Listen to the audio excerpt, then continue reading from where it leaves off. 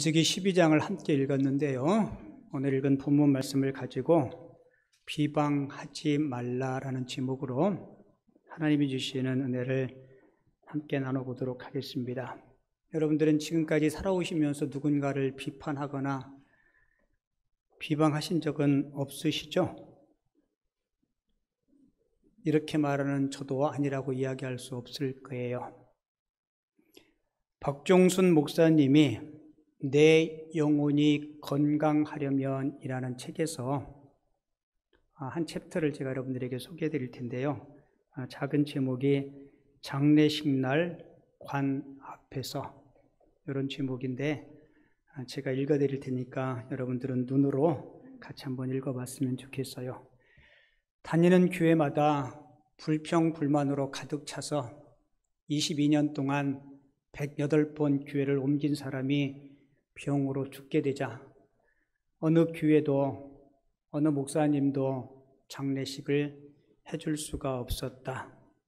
이유는 그가 섬긴 교회가 없었기 때문이다.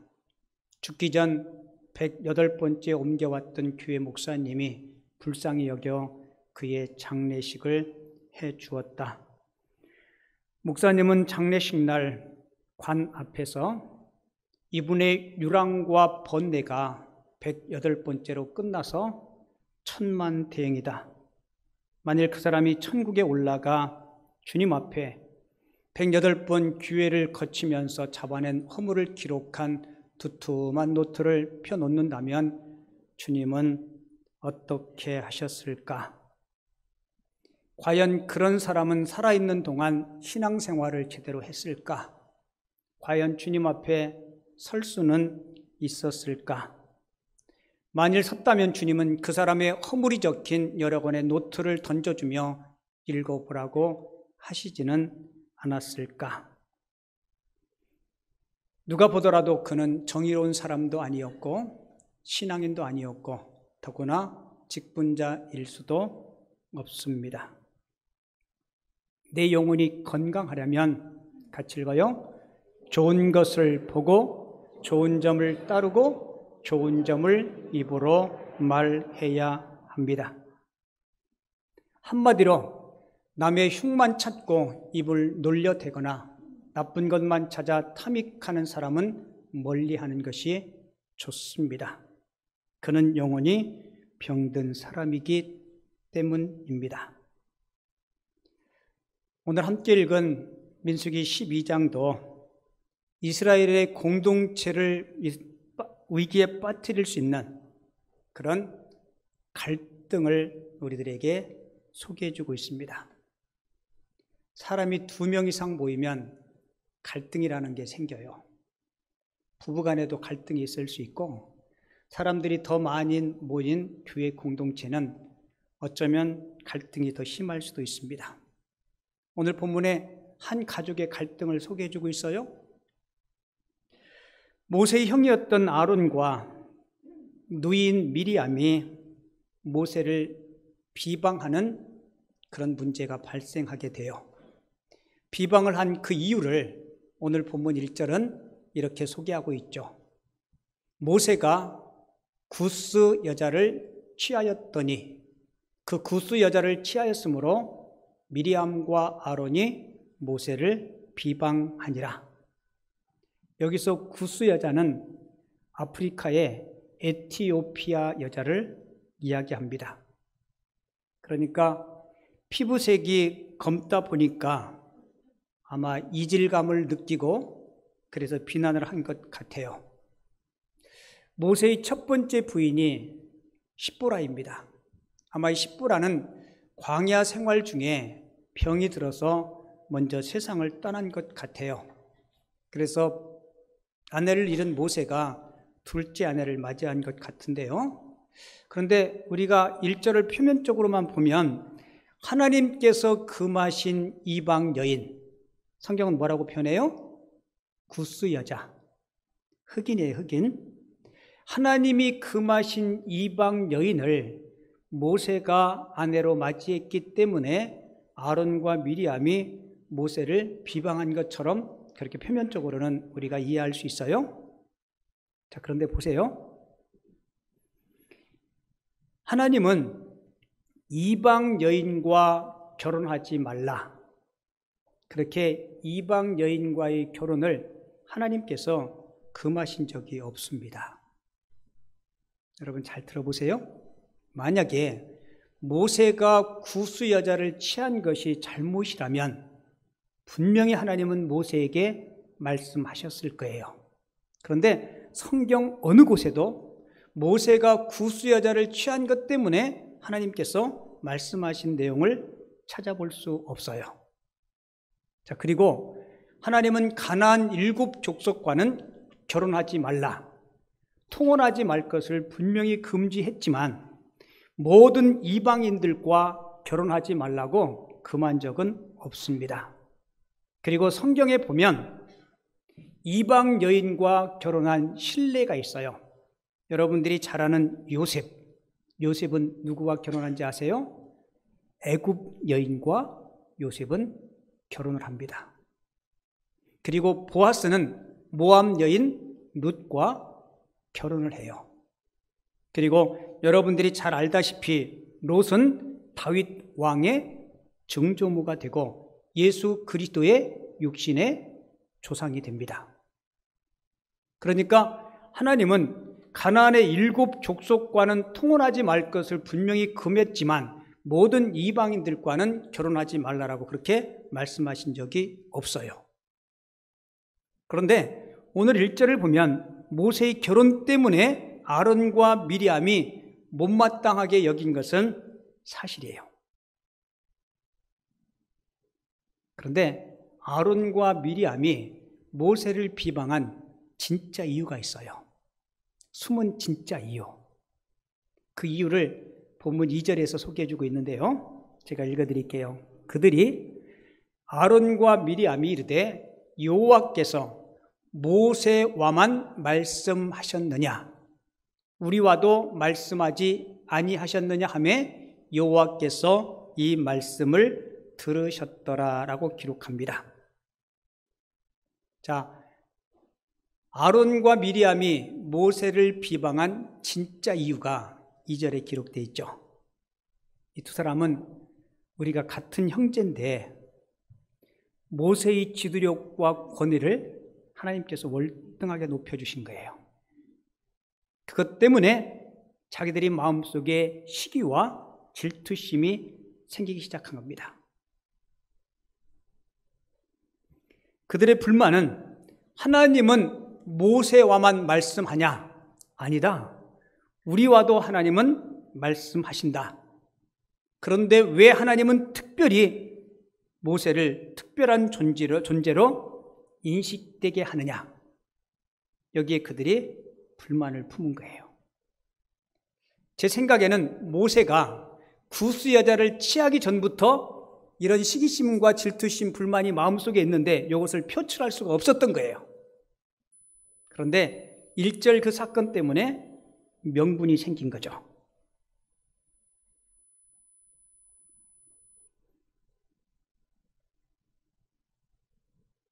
여러분, 아론도 미리암도 사실은 이스라엘 백성들 가운데는 지도자였어요. 아론은 대제사장이었고 미리암은 선지자였습니다. 그러니까 이 두 사람도 모세보다 못할 게 없는 사람인데 하나님은 모세의 영적 리더십을 더 지지하고 더 우위에 두신 거예요. 그러니까 모세가 결혼한 그 사건, 그것을 명분 삼아서 모세를 지금 뭐하기 시작해요? 비방하고 헐뜯기 시작한 거예요. 이에 대해서 모세는 어떻게 반응할까요? 자, 본문 3절을 보면 모세의 인격과 그의 신앙의 성품을 이렇게 소개하고 있어요. 이 사람 모세는 온유함이 지면의 모든 사람보다 더 했다라고 소개해주고 있습니다. 모세는 그들이 비방에 똑같이 대항하거나 공격하지 않았습니다. 모세는 공격하려면 얼마든지 공격할 수 있는 명분이 있었어요. 여러분이 잘 알다시피 모세가 시내산에 십계명 받으러 올라가고 모세가 더디 내려오자 아론과 이스라엘 백성들이 저지른 범죄를 알고 있죠. 금송아지를 만들고 우상 숭배를 저질렀어요. 여러분, 치명적인 잘못입니다. 그런데 모세는 그와 똑같이 반응하거나 대응하지 않았어요. 하나님은 모세가 그렇게 반응하는 이유를 모세의 온유함이라고 그렇게 설명하고 있습니다. 여러분, 온유는 자기를 겸손히 낮추는 겁니다. 그리고 온유는 상대방을 부드럽게 대하는 거예요. 이런 모세를 하나님께서 세우셨고 하나님은 이 모세의 편을 들어주셨습니다. 그들의 비방과 그들의 이야기를 듣고 하나님이 갑자기 아론과 미리암, 모세 이 세 사람을 회막 앞으로 부르십니다. 그리고 그들의 잘잘못을 하나님께서 재판해 주세요. 그리고 일방적으로 하나님은 모세의 손을 들어주십니다. 자, 본문 6절부터 회막 앞에 모인 세 사람 앞에 하나님께서 이렇게 말씀해요. 이르시되 내 말을 들으라. 너희 중에 선지자가 있으면 나 여호와가 선지자들에게 어떻게 말해요? 환상으로나 나를 그에게 알리기도 하고 꿈으로 그와 말하기도 한다. 자, 선지자에게는 하나님이 때로는 환상과 꿈을 통해서 선지자에게 하나님께서 만나주시고 말씀해 주셨어요. 자, 그런데 그 다음 절 볼게요. 내 종 모세와는 그렇지 아니하니 그는 내 온 집에 충성함이라. 자, 8절은 천천히 같이 읽어볼게요. 모세와는 내가 대면하여 명백히 말하고 은밀한 말로 하지 아니하며 그는 또 여호와의 형상을 보거늘 너희가 어찌하여 왜 내 종 모세 비방하기를 두려워하지 아니하느냐. 여러분, 하나님의 심판, 하나님의 판단은 확고했어요. 내가 선지자들에게는 꿈이나 환상을 통해서 말했지만 모세를 대할 때는 내가 그를 대면해서 그에게 말을 했고 내가 그에게 영적인 지도력을 주었다. 왜 나의 종 모세를 너희들이 비방하느냐. 여러분, 하나님이 모세를 편애해서 그럴까요? 아니요. 하나님께서 세워주신 그 영적인 권위에 대해서 도전을 하는 것은 곧 하나님에 대한 도전이기 때문에 하나님께서 엄하게 말씀하는 거예요. 여러분, 이 비방의 사건 때문에 진노하신 하나님께서 미리암에게 나병을 주십니다. 너희 미리암이 문둥병에 걸려버려요. 아론이 그제서야 자기들의 잘못을 깨닫고 모세에게 너희를 위해서 기도해서 우리 너희를 치유해달라고. 그 모세가 기도해서 치유하죠. 그리고 관례상 7일 동안 성 밖에 나가서 7일을 머물 동안 돌아오게 됩니다. 여러분, 민수기 12장 이 사건은, 이 이야기는 우리가 다 알고 있는 이야기예요. 그런데 수천 년 전에 이 사건을 왜 오늘 이 시간 우리들에게 하나님께서 말씀하실까? 여러분, 이 사건을 통해서 우리가 꼭 적용하고 우리가 배워야 될 교훈이 있어요. 첫 번째 교훈은 같이 해볼게요. 비방하지 마십시오. 비방하지 말자. 국어사전에 보니까 비방을 이렇게 설명해 주고 있어요. 남을 헐뜯고 비난해서 하는 말. 이게 뭐예요? 이게 비방이에요. 다른 사람을 헐뜯고 비난해서 하는 말. 비방과 비슷한 의미의 말이 있죠.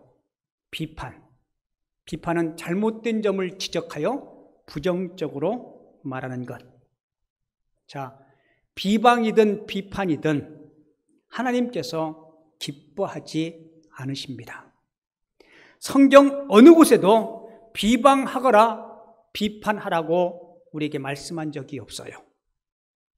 성경은 비방이나 비판은 하지 말 것을 우리에게 교훈해 주죠. 야고보서 4장 11절 형제들아 서로 뭐하지 말라고요? 비방하지 말라. 형제를 비방하는 자나 형제를 판단하는 자는 곧 율법을 비방하고 율법을 판단하는 것이라. 여러분, 율법과 하나님의 말씀을 판단하실 분은 하나님밖에 없는데 누군가를 비방하는 것은 하나님의 위치에서 내가 누군가를 판단하는 거예요. 마태복음 7장 1절과 2절은 비판에 대한 교훈을 주죠. 같이 천천히 읽어요. 시작.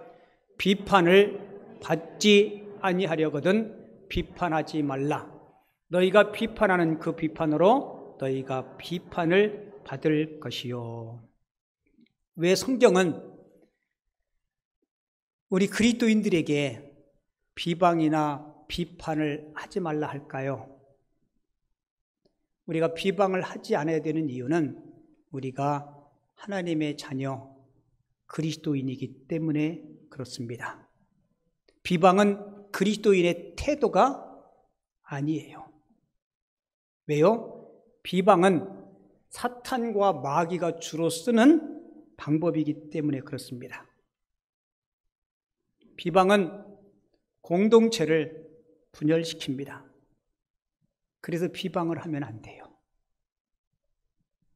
교회 공동체가 분열될 때 가장 첫 번째 나타나는 증상이 비방과 비판이에요. 그리고 비방은 상대방과의 관계를 파괴시킵니다. 누구를 비방하고 누구를 비판하고 관계가 좋아질 수는 절대로 없어요. 그리고 꼭 기억하세요. 비방과 비판에는 반드시 하나님께서 그 책임을 물으십니다. 하나님께서 반드시 그 비방과 비판에 대해서 책임을 물어요. 그래서 우리가 비방이나 비판을 해서는 안 됩니다. 같이 해볼게요. 비방하지 말자. 비판하지 말자. 머릿속에 생각 속에 누군가를 비판하고 싶은 마음이 생각으로는 마음으로는 들 수 있어요. 그죠? 이게 속된 말이지만 잘 전달이 되니까 제가 쓸게요. 요 조동아리를 통해서 나오려 그러면 오른손으로 탁 치세요. 뭐가 나오려고 그러면요? 비방이나 비판이 나오려고 하면 오른손으로 조동아리를 꽉 치세요. 그래도 안 되면 빨래집게 한 5개로 꽉 물어놓으세요. 비방은 누가 사용하는 악한 무기라고요? 마귀와 사탄이 사용하는 주로 무기예요. 우리가 그 마귀나 사탄의 도구가 되어서는 안 되잖아요. 그리고 두 번째 주는 교훈은 나를 비방하는 사람을 온유함으로 대하라는 겁니다. 아멘. 아무도 안 할 줄 알았어요. 나를 비방하고 비판하는 사람을 온유함으로 대하라는 겁니다. 제가 이 설교 원고 쓰면서 야 이거 힘들다. 나도 힘들다. 듣는 성도도 힘들 거다. 근데 모세는 온유함으로 대했어요? 안 대했어요?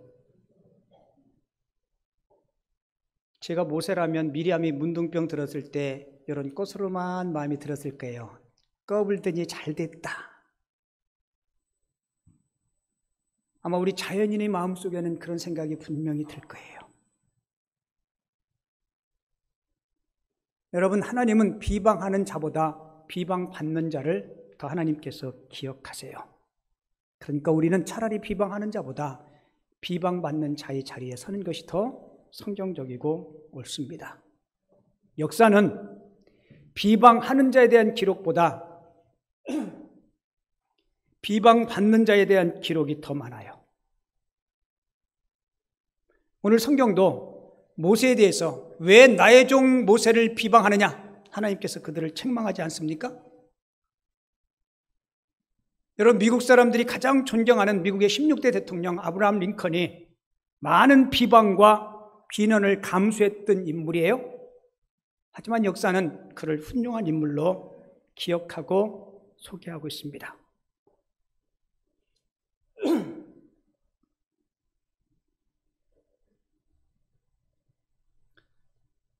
솔직히 누가 나를 비방하고 비판하고 판단할 때 온유한 마음을 갖는 것은 정말 쉽지 않습니다.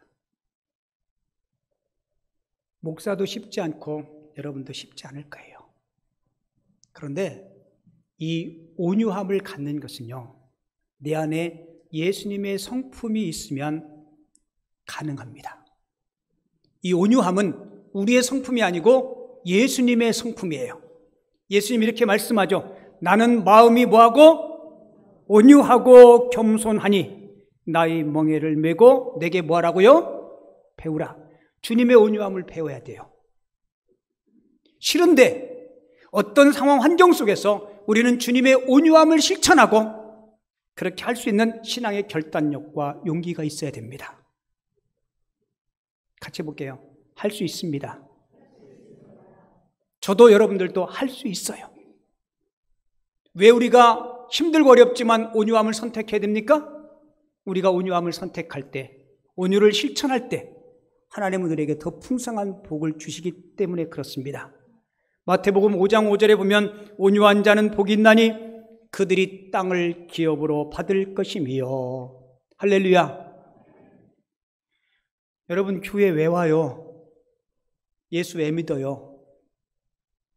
여러분 이 질문에, 간단한 질문 같지만 이 질문에 답을 여러분들이 가지고 있어야 돼요. 우리가 예수 믿는 첫 번째 이유는 이 땅의 삶이 전부가 아니고 영원한 천국 하나님 나라가 있기 때문에 예수 믿어도 구원받고 천국 가기 위해서 예수 믿어요. 그죠? 그게 예수 믿는 거 답니까? 아니요. 그게 다라면 내가 예수 믿는 순간 하나님은 우리를 천국으로 데려갈 거예요. 근데 우리는 여전히 천국 백성임에도 이 땅에 살고 있잖아요. 우리가 이 땅에서 예수 믿고 주님을 닮아가는 또 한 가지 이유는 예수 믿으면서 저와 여러분들이 삶의 질이 좋아져야 돼요. 아멘이십니까? 예수를 신실하게 잘 믿고 온유한 마음 가지면 여러분 분명히 우리들의 삶은 좋아집니다. 특별히 잘 살게 돼요. 저는 제일 안타까운데 예수 믿고 10년, 20년, 30년 지남에도 불구하고 삶의 질이 성숙하지 않는 성도들을 보면 안타까워요. 왜 그럴까? 제대로 안 믿으니까, 제대로 그 길을 가지 않으니까, 예수님의 말씀을 내 삶에 적용하지 않으니까, 내 생각이 예수님의 말씀보다 앞서니까. 그러니까 하나님의 일이 우리들의 삶에 그대로 작동되지 않잖아요. 전에 한번 새벽 기도회 때 나눈 이야기인데요. 제가 군대 제대하고 김포 남현교회 개척하고 담임 목회를 하기 전까지 15년 동안 전도사로, 강도사로, 부목사로 그렇게 지내고 2004년도에 교회 개척하면서 담임 목사가 됐어요. 제가 한 5교회 정도 섬겼는데요. 맨 마지막으로 섬긴 교회가 개봉동에 있는 남현교회예요. 6년 동안 섬기고 남현교회 후원으로 김포 남현교회 개척했는데요. 그 남현교회 제가 섬기던 목사님이 나이 70이 되셔서 은퇴하시는데, 보통 이제 한 목사님이 한 교회를 20년 동안 무음하게 섬기면 원로 목사님이 될 수 있습니다. 원로 목사님이 되면 교회에서 은퇴하셨지만 조금의 생활비와 사례비를 이렇게 드려요. 그리고 원로 목사라는 그런 명예를 이렇게 추대받게 되는데, 마지막 원로 목사가 되기 전에는 온 성도들이 다 모여서 공동회의를 합니다. 그리고 이 목사님이 과연 원로 목사님으로서의 자격이 있는지 성도들이 투표를 통해서 결정을 해요. 그리고 참여한 성도들의 50% 이상이 원로 목사님이 자격이 있습니다라고 인정을 해줘야 원로 목사의 자격을 얻게 됩니다. 근데 그때 공동회의를 할 때 목사님이 본인이 신상과 관련되어 있는 일이니까 본인이 회의를 집례할 수 없잖아요. 그래서 저한테 전화가 와서 목사님이 와서 공동회의를 좀 인도해 달라고. 꽤 여러 해 전에 이춘 목사님 오셔서 설교하고 제가 그쪽에 간 적이 있죠. 기억하시는 분 계시죠? 제가 가서 9시, 7시 반, 9시 반, 11시 반. 왜냐하면 교회가 크니까 거기도 예배를 3번씩 나눠드려요. 공동회의를 오후에 다 같이 모여서 할 수 없으니까 주일 오전에 제가 설교하고 회의를 인도했습니다. 투표를 해야 되잖아요. 그죠? 근데 보통 투표할 때 투표하는 방법이 3가지가 있어요. 하나는 무기명 투표하는 방법이 있고, 하나는 손을 들어서 것으로 결정하는 방법이 있고, 또 한 가지는 만장일치로 온 성도들이 우리 박수로 원로 목사로 추대하겠습니다라는 방법이 있어요. 그 제가 3 방법을 소개해드리고 3 방법 중에 어떤 방법을 하는 게 좋겠습니까? 라고 물었어요. 그랬더니 한 성도가 목사님 개척하시고 교회를 이렇게 건강한 교회로, 대형 교회로 성장시켰는데 당연히 원로 목사로 추대되는 것이 마땅하다고, 그래서 박수로 받으면 좋겠습니다 라고 어느 분이 의견을 냈어요. 제가 그분의 의견을 듣고 본인이 박수로 받겠다는 의견이 나왔는데 동의하십니까? 그랬더니 성도들이 예, 동의합니다. 제청하십니까? 그랬더니 예, 제청합니다. 제가 그 말 끝나고 이렇게 물었어요. 아니면 아니라 하십시오. 그랬더니 아무도 아니라고 이야기한 분이 없었어요. 그럼 우리 자리에서 일어나서 박수로 우리 이춘복 목사님을 원로 목사로 추대하는데 같이 동의하겠습니다. 일어나서 박수를 쳤어요. 그렇게 1부, 2부, 3부를 똑같이 했어요. 그리고 제가 공동회를 마치고 저는 교회로 돌아왔죠. 왜냐하면 회의가 뭐 큰 무리 없이 문제 없이 잘 마쳤기 때문에 제가 돌아왔어요. 그리고 한 2주쯤 지났는데 이춘복 목사님한테 전화 왔어요. 목사님이 회의를 인도했는데 투표 방법을 박수로 받는 것은 옳지 않고 무기명 투표를 해야 한다고 주장하는 사람이 있다는 거예요. 제가 열 받았겠어요? 안 받았겠어요? 제가 그 이야기를 딱 듣는데 세상에 어떻게 그런 사람이 있어. 제가 그때 회의를 이야기하면서 아니면 아니라고 분명히 이야기하십시오. 그리고 이 회의가 끝나고 우리가 함께 결정했던 것에 대해서 이의를 달면 안 됩니다. 라고 이야기를 분명히 했어요. 근데 그 중에 몇몇 사람들이 이렇게 공동회를 하면 안 된다. 그리고 이춘복 목사님 측근이 와서 회의를 인도해도 안 된다. 여러분, 제가 무슨 측근이에요? 제가 그 이야기를 듣는데 화가 나는 거예요.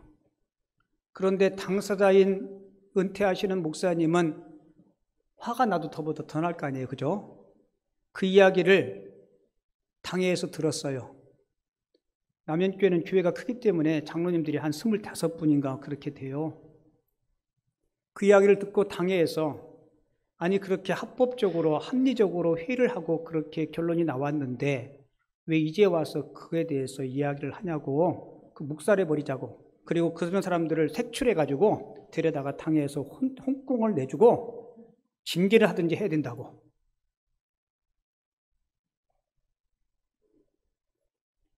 그 이야기에 목사님이 이렇게 이야기했어요.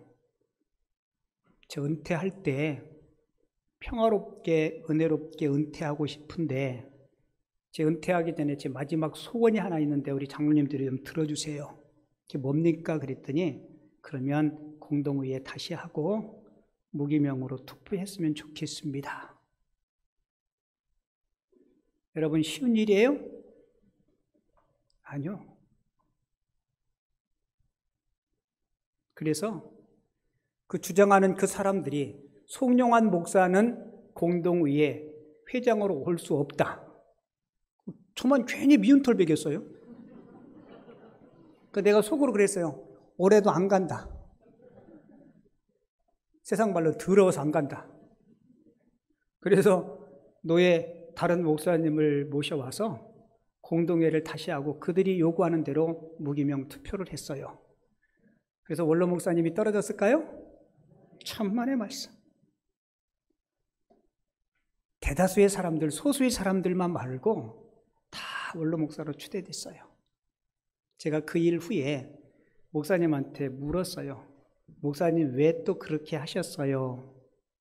그랬더니 목사님이 서로 분열 생기지 않게 그리고 내가 원로 목사 안 될 일도 없고 그렇게 이야기한다면 번거롭지만 한 번 더 하면 되지 않겠냐고. 제가 그때 깨달은 게 이게 예수님의 마음을 닮은 온유함이구나. 여러분, 이 온유가 성령의 9가지 열매 가운데 하나예요. 여러분, 비난받을 때 이렇게 생각하면 온유한 마음이 생길 것 같아요. 그래, 난 비난받아도 싸. 이거 연습 한번 하겠습니다. 그래, 크게 하세요. 그래, 나는 비난받아도 싸. 그렇게 생각해야 여러분들이 온유함으로 문제를 잘 극복할 수 있죠. 그런데 누가 비난하는데 왜 내가 비난받아야 해? 난 잘못한 게 하나도 없는데. 만약에 원로 목사님 되시는 분이 이런 생각을 가지고 그들과 똑같이 반응했다면 어떻게 됐을까요? 교회는 틀림없이 소수의 사람들은 무리를 이루어서 분란을 더 크게 일으키든지 아니면 교회를 떠나든지 했을 거예요. 제가 그 모습 보면서 제가 또 한 수 배웠어요. 아, 이게 온유함이구나. 그렇게 온유함으로 한평생을 목회하시니까요. 70이 넘고 은퇴하셨는데도 지금도 현역 못지않게 총회에서, 노예에서, 동창회에서 얼마나 열심히 사역을 하시는지, 총회 GM에서 선교본부에서 명예선교사로 임명해 주셨어요. 여러분, 꼭 목사에게만 해당되는 이야기인가요? 아니잖아요. 우리 모두가 모세가 그런 마음을 가졌기 때문에 공동체의 분열 속에서도 공동체를 이끌 수가 있었어요. 여러분, 이런 마음은 모세뿐만 아니라 다윗에게서도 그런 모습을 발견할 수 있는데요. 다윗의 아들 압살롬이 반란을 일으키고 아버지를 죽이려고 해요. 다윗이 맨발로 왕궁에서 도망 나옵니다. 피난길에 가는 다윗을 향해서 사울이 친족이었던 시므이가 돌을 집어들리면서 다윗 왕에게 저주와 비난을 퍼부어요. 그때 다윗의 장군이었던 아비새가 다윗에게 이렇게 하게요. 저런 버르장머리 없는 놈을 내가 가서 목을 베우겠다고. 그때 다윗이 그 장군 아비새에게 이렇게 이야기해요. 성경 그대로 읽어드릴게요. 사무엘하 16장 11절. 다윗이 아비새와 모든 신하들에게 이르되 내 몸에서 난 아들도, 이 아들이 누구예요? 압살롬. 난 아들도 내 생명을 해하려 하거든 하물며 이 베냐민 사람이랴. 여호와께서 그에게 명령하신 것이니 그가 저주하게 버려두라. 여러분, 참 온유하죠. 어떻게 이런 마음을 가질 수 있을까? 그런데 이 마음을 갖고 이 마음대로 행동한 다윗은 무탈하게 왕궁으로 환궁할 수 있었습니다.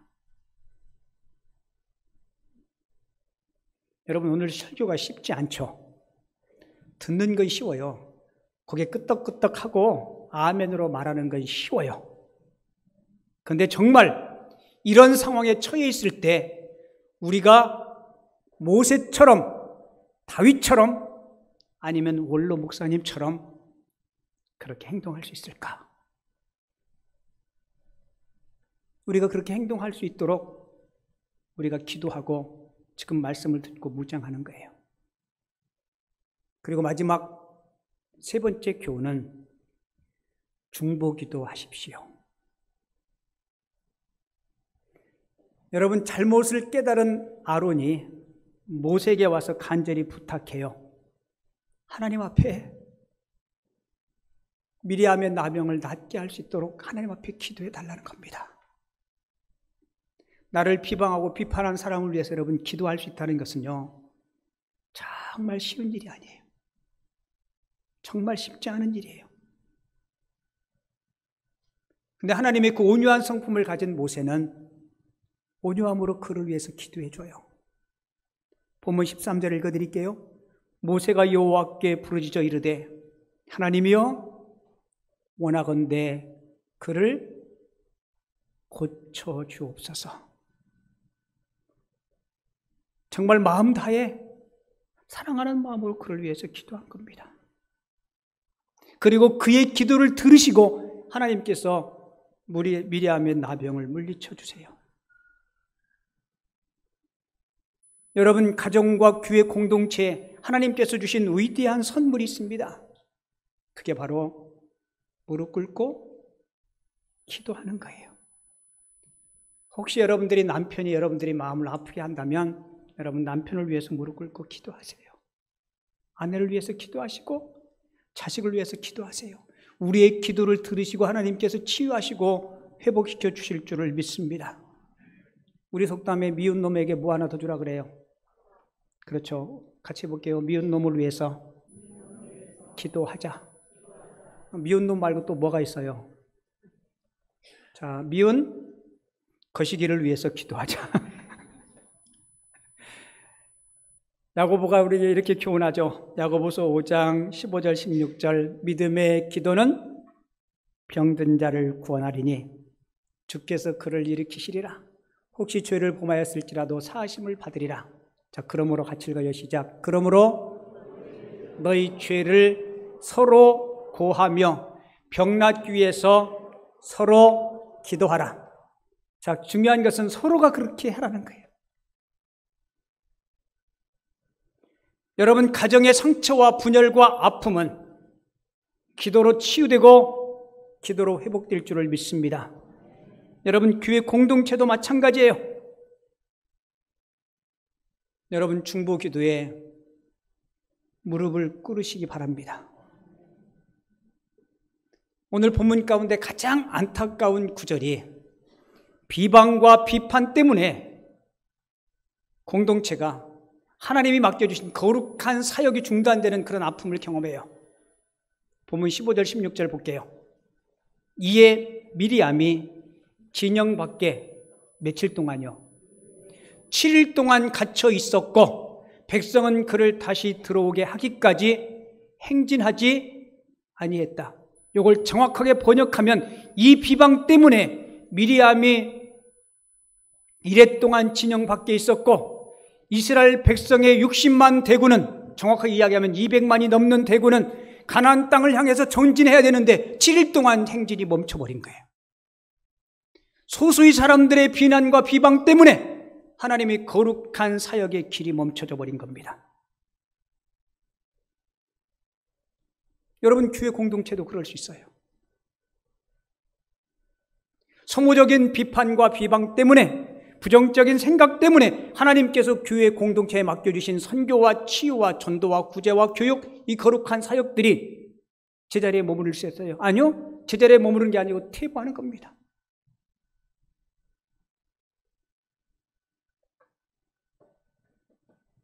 그래서 여러분들이 교회에 세워주신 영적인 지도자들의 권위를 여러분들이 존중할 수 있으셔야 돼요. 물론 교회 목사가 돈을 떼먹었다든지 실개를 범했다든지 어떤 행정적인 면에 있어서 독재를 한다든지 그러면 당연히 추궁당하고 벌을 받아야 마땅하죠. 하지만 그렇지 않은 문제라면 하나님께서 세워주신 영적인 지도자의 권위를 여러분들이 인정하고 존중해 줄 수 있으셔야 돼요. 여러분들이 섬기는 목장교회 목자들, 여러분들이 자녀들에게 하나님의 말씀을 가르치는 교사들, 여러분들이 보기에는 별 볼 거 없을 것 같고 하찮아 보일지 모르지만 하나님께서 세워주신 영적인 지도자들의 권위를 여러분들이 존중하고 인정해 주실 수 있어야 돼요. 하나님은 아론과 미리암에게 이렇게 하게요. 왜 내 종 모세를 너희들이 비방하느냐? 내 종 모세 비방하는 것을 왜 두려워하지 않느냐? 여러분, 그래야 하나님께서 세워주신 공동체가 건강하게 세워질 수 있기 때문에 그래요. 성경 한 구절 소개하고 말씀 마칠게요. 히브리서 13장 17절. 너희를 인도하는 자들에게 순종하고 복종하라. 그들은 너희 영혼을 위하여 경성하기를 자신들이 청산할 자인 것 같이 하느니라. 같이 읽어요. 시작. 그들로 하여금 즐거움으로 이것을 하게 하고 근심으로 하게 하지 말라. 그렇지 않으면 너희에게 유익이 없느니라. 아멘. 저도 여러분들도 온유한 성품의 소유자 되어서 누구를 비방하거나 비판하는 자가 아니라 때로는 비판과 비난이 있다 할지라도 온유함으로 그들을 위해서 중보하고 그래서 건강한 가정, 건강한 교회 공동체를 이룰 수 있는 하나님의 선한 도구들이 다 되어줄 수 있기를 주님의 이름으로 축원을 드립니다.